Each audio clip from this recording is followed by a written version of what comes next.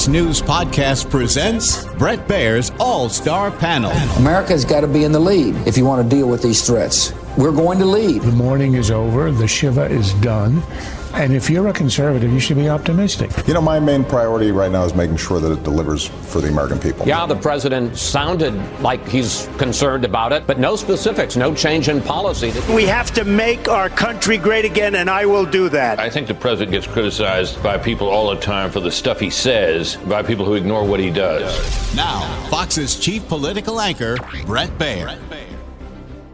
On Thursday, President Biden signed the $1.9 trillion relief bill, and this week his team has planned for the president and vice president to travel to various battleground states to sell the COVID stimulus plan to the people. Meanwhile, the House is expected to take up immigration reform bills amid the current crisis at the border. For all of this, we'll bring in our all-star panel, Washington Post columnist and AEI resident fellow Mark Thiessen, editor and CEO of The Dispatch, co-host of the Dispatch podcast, Steve Hayes, and Democratic strategist and syndicated talk radio host Leslie Marshall. Steve, it's interesting to see, the White House kind of going on a post-signature tour to try to sell what's already been passed and make sure people get what it's all about from their perspective. Obviously, they're not talking about everything in that bill. No, they're definitely not. They're going to be highly selective, I would imagine, in the case that they make for it. But it's pretty clear what they want to do. I think if you're Joe Biden and you're the Biden White House messaging team, you want to give the impression, you want to sort of lock people into the view that we're spending a ton of money to get beyond COVID, to get back to normal. And when we get back to normal, which looks like will be sooner rather than later, given the progress with the vaccines, people will give you credit for having done it. They want to create a cause and effect belief on the part of sort of passive news consumers and viewers. I think it's probably a pretty smart move. Republicans are, I think, left pointing out that this is a hugely wasteful bill, that it includes all sorts of kind of liberal, progressive wish list items and isn't the kind of narrowly focused, targeted COVID relief bill that even some centrists and Democrats were calling for. They have some trouble making that case, though, because we're coming off of 4 years of spending orgy under Donald Trump, when Republicans generally didn't seem to care much about debt and spending. So probably a pretty smart move from the Biden White House. Yeah, Leslie, meantime, they're dealing with this, we go back and forth about whether it's a crisis or not. Clearly, it's an issue along the border, and many people are calling it a crisis. In fact, the House Minority Leader down on the border today, talking to Border Patrol agents as they're getting these thousands of kids coming in, hundreds a day. This seems like it's getting to critical mass here. Well, it is a crisis, but it's not what you call it. It's what you do about it. And to just have anybody, whether it is Bill Cassidy or anybody else on the Republican side, blame this all on Joe Biden is not only disingenuous, it's not factual. If you look at the 11-year spike with people coming over the border, it happened during Donald Trump's administration, not Joe Biden. If we look at the numbers from the 4 months at the last 4 months of Trump's presidency, and quite frankly, even with the drug cartel, we've had a problem with drug cartels coming over and coyotes coming over our border for 17 years. And whether Democrat or Republican, the policies and the money that we have spent on the war on drugs, if you will, has largely failed. And that's with both Democrats and Republicans at the helm. And this is one of the problems that we see with immigration in administrations, whether they're Democrat or Republican, which it is such a multifaceted issue. And you can't seem to get a multifaceted piece of legislation passed, certainly on a bipartisan level. One of the problems we know is individuals leave their countries in Central America, whether there was COVID and even before COVID, but more spikes with COVID because of an increase in violence and crime and a decrease in jobs and economic opportunity. Now, changing the administration and Joe Biden having a different tone and different rhetoric than Donald Trump, did that make more people feel comfortable? Absolutely. But to just say this is all about Joe Biden, the numbers just don't show that when we look back historically with not only children coming over the border, adults coming over the border, and drugs coming over the border. Of course, it's been going on for a long time, but not at these numbers. And they can, on the border at least, point back to a month ago where people are making the trek across Mexico and saying that they're doing it at the welcoming and the advice of the president of the United States. I mean, the Mexican president calls him the migrant president, Joe Biden. So, I mean, you can't disconnect the two, can you, Leslie? I'm not saying disconnect, but not 100% blame. If you listen to all of the, individuals on the border patrol, if you listen to, ICE, et cetera, look at the numbers and the exact numbers. We are at the level right now with relation to drug cartels coming over the border as we had in 2019. So again, having this idea that, Joe Biden, failed immigration policies when he's been in office for a few months versus looking back at numbers that we saw in 2014 and 2019. Again, it's not on any one president or any one party. The problem, again, is we have not addressed what is happening in those countries. 1, 2, we have been continually pumping money into a failed effort to fight the war on drugs and the drugs coming into our border. 3, we have a broken immigration system, our asylum system, the backlog in the courts, the amount of money that we do or don't put into the system. Again, it goes on. It's multifaceted. All right, Mark. Yeah, Leslie, I love you, but show me the story but show me the story on January 19th about the border crisis. There wasn't one. This happened. I mean, and again, it's not Republicans who are blaming Joe Biden. It's the Mexicans who are saying it. The Mexican law enforcement has said that they've seen a change in behavior from the cartels and the smugglers since Biden came into office. And there's a reason. There's a cause and effect. He came in. He lifted the emergency. He got rid of the stay in Mexico, remain in Mexico policy when we have all these people coming in with asylum claims, the vast majority of which get turned down. And if they can't get to the United States and they have to wait in Mexico, a lot of them don't come. He had a agreement with the 3 Central American countries where people would have to apply for asylum in the first country they reached, and he removed that. And so you can't separate what the fact that a crisis happened as soon as he took all these actions. It's a direct result of Joe Biden's not just only his policies but also his rhetoric, because he's basically said the border is open, come on in. So people are coming because they think that they're going to get in because the Biden administration is opening things up. They suspended deportations for 100 days. Okay, well, that's a good time to come. So, to say that this was happening under Trump administration put in policies after that 2019 crisis to stop this, and they got the border under control. And now Joe Biden is dismantling. Steve, let me bring you in. I think the question then becomes, to Leslie's point, how you solve it. And we in Washington, Democrats and Republicans have been pretty bad when it comes to this issue. They're going to try to go down this road, but it seems like it's just going to tee up for a 2022 election issue. Yeah, I think that's right. I mean, that says something, I think, about the state of our politics. I mean, just on the substance of the claims, I think Mark is right. If you look at apprehensions of unaccompanied minors, you look at the influx of the border, you look at Joe Biden's rhetoric, there's very clearly a cause and effect taking place here. I think on your broader question, though, it's really unfortunate because if you look at polling, not just recent polling, but polling going back decades, of the American people, you find there's wide agreement on certain aspects of immigration policy that could be the basis of some kind of a compromise going forward for years, a bipartisan compromise. The problem is it's in the party's interests, particularly each side of the parties, the right side of the Republican Party, the left side of the Democratic Party, to use this as an election issue more than it's in their interest to actually get something done and solve the problems. I would argue that that's a reflection of our broader politics today. We have this politics of performance, and outrage sells. It sells in the media. It sells in Congress. You have members of Congress on both sides doing more to perform than they do to legislate. And so I think the likelihood that we're going to actually see some thoughtful solution to this problem or even a serious attempt at compromise is pretty slim. Mm-hmm. That is a dangerous word in Washington. It seems compromise. Obviously, Joe Biden did not use that in the passage, Leslie, of this $1.9 trillion bill.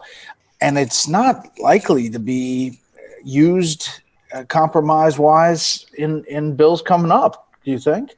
Well, I think what we're seeing is, step one, COVID, step two, it's already been, signaled by not just, Democrats, but, certainly we're hearing that, infrastructure is next. And, this isn't surprising. This isn't like, this is a card or an ace up, Joe Biden's sleeve or Democrat sleeves that we hadn't heard about. Joe Biden was very clear with what his vision was when he was campaigning for president, and over 80 million people liked that or didn't like Donald Trump or a combination thereof. And that's what they wanted. Look, when we just look at the numbers of support among Republicans as well, Brett, for COVID, because it does address, and this is why he can rightly take that victory lap, it does address things that they're concerned about. I mean, you even have Republican governors who are saying, thank you for this, for the state and local government aid, the child tax credit, the $1,400 checks, the $300 additional extension on unemployment insurance through September 6th. The money for COVID testing, the money to get the schools reopened, everybody seems more positive with regard to that after the passage of this. Mm-hmm. But I think part of the pitch for Biden, Mark, was I'm the guy that's not Democrat or Republican. I'm going to work with both sides and we're going to get things done for America. And I think that was the closing argument, I think, for much, maybe the last 2 months. And then even in the primary, he ran as that person against that field of candidates on the left. My point is that I don't see it yet. Maybe infrastructure is the thing, but I don't see it. I don't see it either. I mean, look, the White House is touting this as the most progressive bill in American history. Joe Biden didn't campaign on being the most progressive president in American history. That was Bernie Sanders' campaign. Joe Biden campaigned on the promise to bring Republicans and Democrats together. His inaugural address, he said, my whole soul is in this. Well, apparently his whole soul isn't it because he didn't even try when it came to this. He had 10 Republicans come to him and say, we answer you. You called for, you said that, working together is a choice. Well, we're making a choice to work with you. And we're offering you a bipartisan filibuster-proof majority for a bipartisan bill. And he basically had a nice, polite meeting with them and told them we didn't need your votes. And this is on the most easy issue that you could bring bipartisan. I mean, he actually set bipartisanship back. If you think about this, every COVID relief bill since the pandemic started had been bipartisan until now, right? So not only did he not do something bipartisan, he actually took something that had been bipartisan and made it partisan. So I don't know how he recovers from that. He could have had with the negotiating with these 10 senators, if they came in with 619, he could have said, well, why don't we throw in $1 trillion in infrastructure and make it 1.9? And they probably would have gone along with that. He would have gotten a bipartisan bill, but that would have obviated the need for another infrastructure bill and spending $2 to $4 trillion. So this is all a push for as much spending as they can get while they've got the power to do it. And you listen to Democrats, Steve, and they say, well, the Obamacare experience when Vice President Biden was with President Obama tried to deal with Republicans, and they just got frustrated and strung it out, and it was not fruitful for them, and they didn't want to go down that road. But tell me how this road goes if you're going to infrastructure. The COVID relief bill, you bring in home stuff for your home state too, in various ways. In infrastructure, you want to be the lawmaker who fixes the bridge or gets the airport taken care of. But if it's a part of a bill that also includes a whole bunch of liberal checklists, you can't vote for it if you're a Republican. Yeah, I mean, I think the road bends pretty harshly to the left is the way that the road goes. I mean, I think Mark is right on this. And, the timing of the White House response, I think, was the real giveaway there. These Republicans came with this counter proposal, which I think was meant to begin some kind of a good faith negotiation. And even as they were meeting, you had the White House press office and White House surrogates saying, in effect, the only question isn't whether, there's no question we're not going smaller. The only question is how much bigger we decide to go. So saying, in effect, we appreciate your offer of bipartisan, your offer of compromise, but we're not in. I think this is likely to be the pattern that this administration sets. They certainly turned off a number of potentially friendly Republicans by doing that. I mean, you had harsh words from people like Rob Portman, Susan Collins, and others saying, look, I wanted to do something. I was ready to compromise. I see myself, and Rob Portman said to the Dispatch, I see myself as a roll up your sleeves kind of guy. I'm eager to work with them. And they wouldn't work with him. I think that's the pattern that's likely to repeat itself on the spending side. I think you'll see Republicans suddenly find a great interest in debt and deficits that eluded them for the past 5 years. Fiscal discipline will making a big argument. Exactly. We'll hear from our panel after this. From the Fox News Podcasts Network.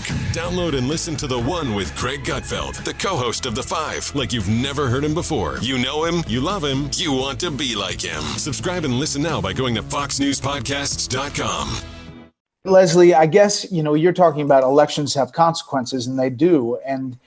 But was the pitch made by Biden in the election and even in the Senate races down in Georgia, which obviously become more and more crucial every moment that we see what is passing legislatively? Was the pitch that they're going to work together and get things done for the country, or that we're going to get through our left agenda, and you gave us the mandate that that's what you want? I'm not sure that that's what they pitched. But I don't think that's everything that's going to happen in the next 4 years. I think there are going to be efforts by Joe Biden. And I think Joe Biden is a guy that can, because he has worked with Republicans in the past. Here's what I don't get as a Democrat. You have Republicans who voted against something, and in less than 24 hours, for some in minutes after the passage of this legislation and after Joe Biden signed this legislation, were touting how they helped provide this legislation when they had voted against it. And you saw this on social media from both Republican senators and Republican House members, because when you just look at the approval ratings, even in their own districts, some of these people just voted, for what their party wanted and towed that party line. They weren't voting in the best interest of their constituents or what their constituency wanted. So I think it's really hard to have unity if you have a party, and this is left or right, that is just going to, vote along party lines, even if it can hurt them politically, because their constituents are going, hey, we actually like this. And they like it because they're fundraising off of it, or they're putting out all of these social media, tweets and things on their email and on their website saying, we are bringing, we're bringing the $1,400 checks to you that I just voted against. Yeah. But, they're also not doing a commercial on paying off the pensions in Illinois or New York.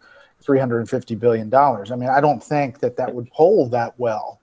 Maybe it would for those, folks who are involved, but I'm not sure that Joe Blow, middle independent suburban Mark is going to say, that's what I want this money to go for. Yeah, see, all those things that Leslie just ticked off are things that the 10 Senate Republicans and more would have voted for if we had had a slimmer COVID bill that was actually focused on COVID. But tons of this money in this bill had nothing to do with COVID whatsoever. I mean, $350 billion for state and local governments. We have like 30 states who have record high revenues in 2020. Because there was $4 trillion of bipartisan stimulus last year. And so they actually have tons of revenue. I mean, California has a budget surplus projected of $15 billion, and they're going to get $26 billion under this bill. There's this huge let alone giveaway. What the Fed is doing in addition to no, exactly. So yes, they want to take credit for this, for the things that they would have voted for. But there's all sorts of stuff, and even like the school funding. So the Democrats said you got to have $170 billion for education to reopen the schools. CBO says only 4% of that is going to be spent this year. So it has nothing to do with school funding. What they did is they cynically took the desperation of American parents to get their kids back in school and used it to pay off the teachers union. So all of these spending elements are payoffs to their constituencies. And they did it in a partisan way because they knew what they saw was, look, cases are going down, hospitalizations are down, deaths are down, the economy is rebounding. We've got 3 vaccines. The pandemic emergency is coming to an end. And so how do you justify a pandemic emergency if there's no emergency? So they had to get as much money through and use the pandemic as a pretext to pay off all their different constituencies, and they did it. They weren't going to let bipartisanship get in the way. And Brett, you had these projections of economic recovery long before the COVID relief was passed. So I think Mark, again, I don't usually find Mark right this often, but today I guess I mean, having a great day. It's like I don't know what's happening. But look, I think he's right. They saw a big wave and they grabbed their surfboard and went and jumped on because we knew it was coming. And this is what this PR campaign is all about, to make sure that voters and the public attach the COVID spending to the economic recovery that most everybody thinks is coming. Politically, though, Leslie, is it a little bit dangerous to continue to hit the COVID bell? And even while a lot of these states are longing to be Florida and opening up, they're just desperate to get past all this. And in order for there to be the emergency, you can't do that.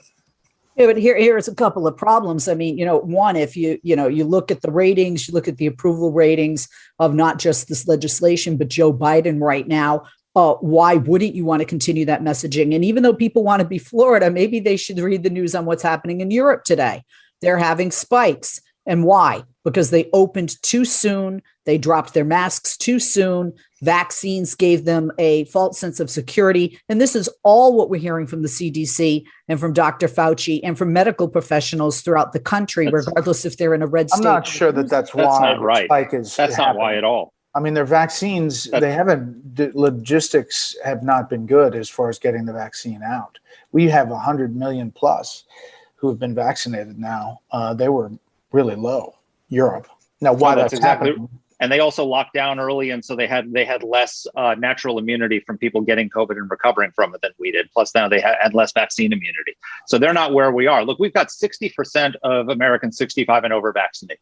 So far. So the most vulnerable population is increasingly with every passing day is less vulnerable. So what we're going with the pandemic is you're still going to have cases, and sort of the pandemic industrial complex is going to set their hair on fire and say, look at the cases. But you're going to have almost zero deaths. Or getting down to zero deaths. You had, I think, in North Dakota had several days of zero deaths. What you're going to have is cases with younger people who aren't dying and who aren't getting sick because they're not the ones vulnerable to it. The vulnerable population is going to be immunized and protected from it. And so the justification for these lockdowns is going to disappear. Leslie, go ahead.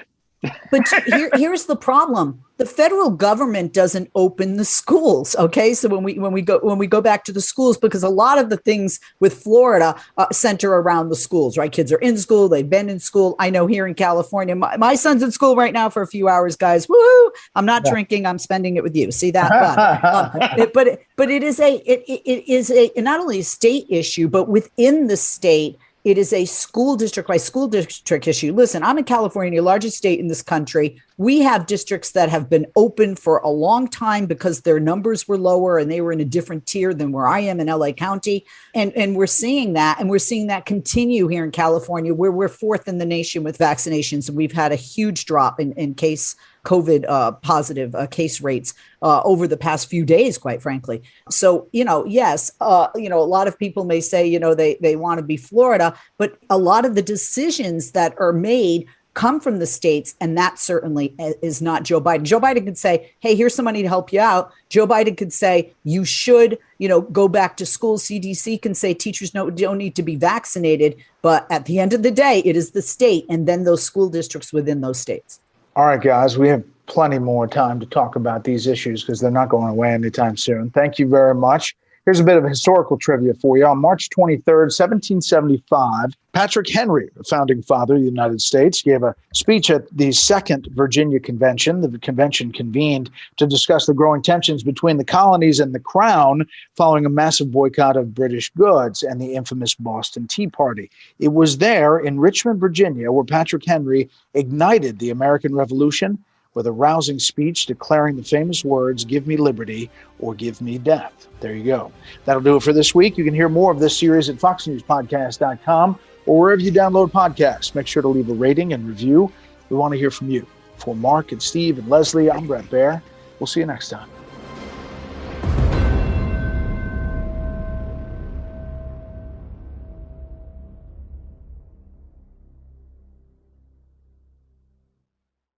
Hi, everybody. It's Brian Kilmeade. I want you to join me weekdays at 9 a.m. East as we break down the biggest stories of the day with some of the biggest newsmakers and, of course, what you think. Listen live or get the podcast now at BrianKilmeadeShow.com. Show.com.